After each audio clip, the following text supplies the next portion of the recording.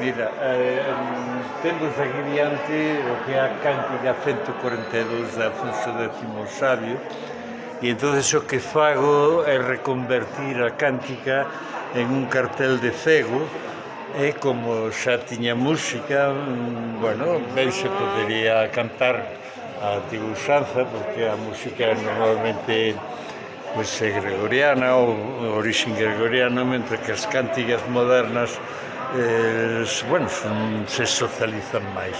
Entonces isto é como o que facía era un proceso moi longo donde interviñan pois, de 8 a 10 pintores e dibuixantes, e entonces el proceso pois iba, primeiro había un grupo que pintaba, despois había un grupo que estruturaba cada cuadro, e despois xa se pintaba.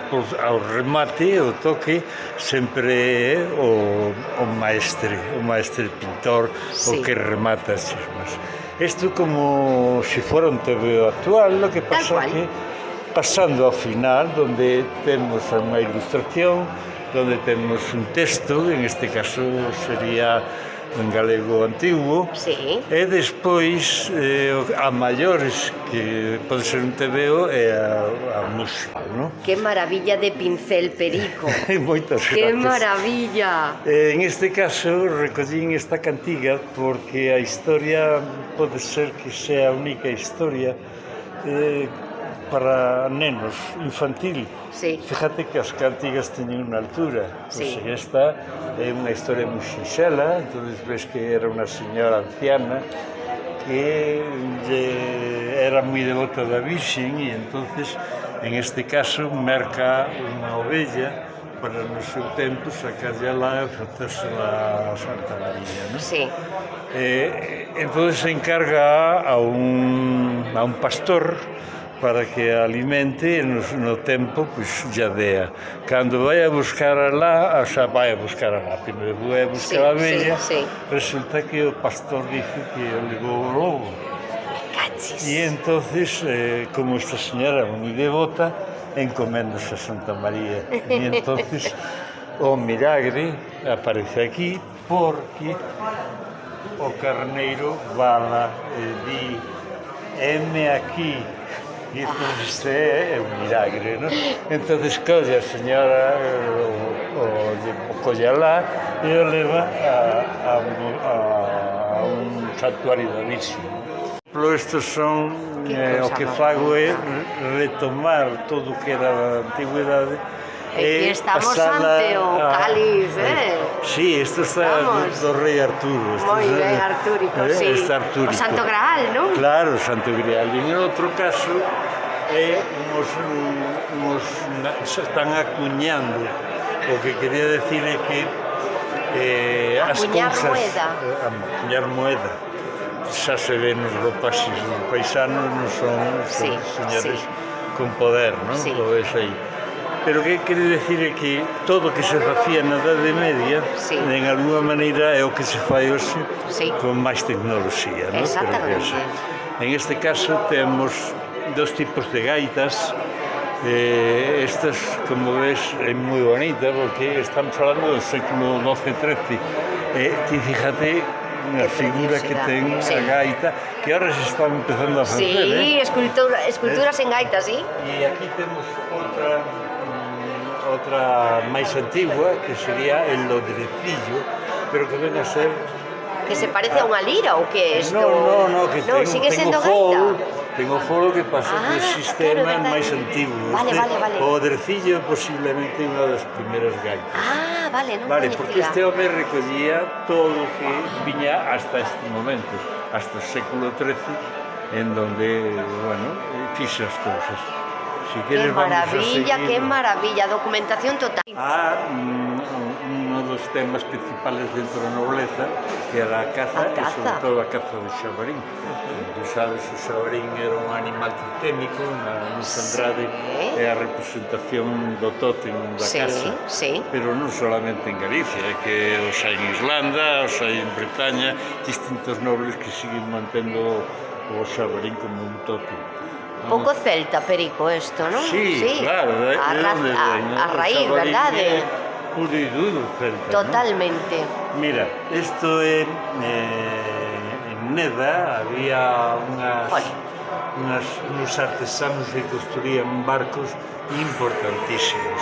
O sea que a ría de Ferrolmante, fíjate, desde o século XII, do século XIII, a construcción naval.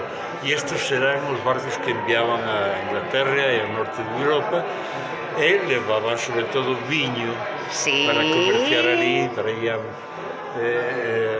elementos como roupa feita, tamén levaban lá, pero eles traían roupa feita, telas boas, cerámica en cantidades, temos restos cantidad de cerámica. Alfarería xa estaba aí, claro que sí.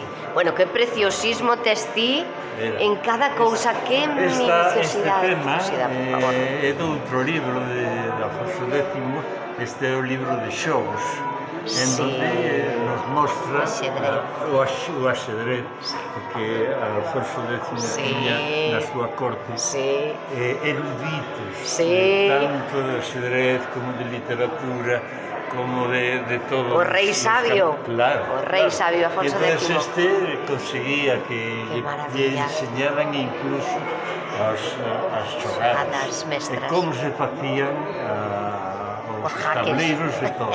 E os jaquemates. Este sería tamén de Alfonso X. Que bonito, por favor. Aquí sería a corte del. Entonces, de Lora Santa María, tes músicos, tes baile. O sea, era corte, unha corte culta. Total. E que, de feito, estaba en galego, que fixo todo en galego. Claro.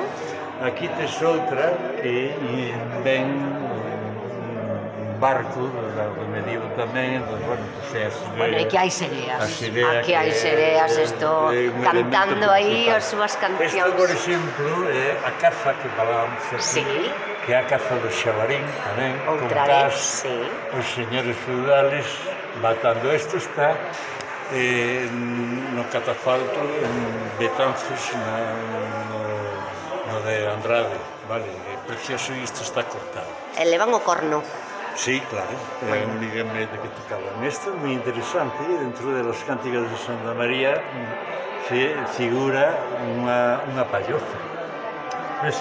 Sí. O sea, está recogido tal cual. Entonces estos son os milagres, e hai unha señora enferma que ven ao médico, pero que non cura, entonces a intercesión da Virxen é fundamental. O mellor tamén é cousa desta papoula que anda por aí. Tamén anda por aí as... Sempre hai un... Sempre recheo con psicopompos. Encántame, psicopompos. Mira, isto é la recreación dunha lenda que hai poucas historias que recollen as lendas. Entonces esta é a lenda dos Froilaz, que son de Narón. Pedro Froilaz foi o conde dos condes e é o único que mantéñese que ten a súa tumba no Panteón dos Reixes en Santiago, non sendo rei, é o único que está, porque este nombrou Reixes. Que a de pintor, e acercou obras feitas en acrílico, óleo e plumilla, arte que domina estupendamente, facendo retratos que no caso de como é o meu melloran moito o modelo.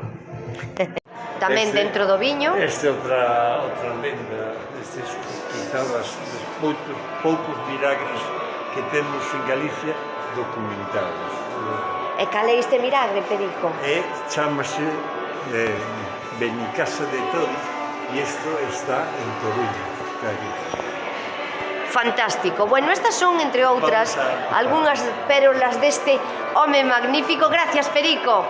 De verdade, señores, teñen que vir aquí porque esta é unha exposición que merece moito, que paga moito a pena. Agora, ademais, vai no acompañar a zanfona un compañeiro e imos empezar enseguidinha. Perico, moitísimas grazas. Aí imos.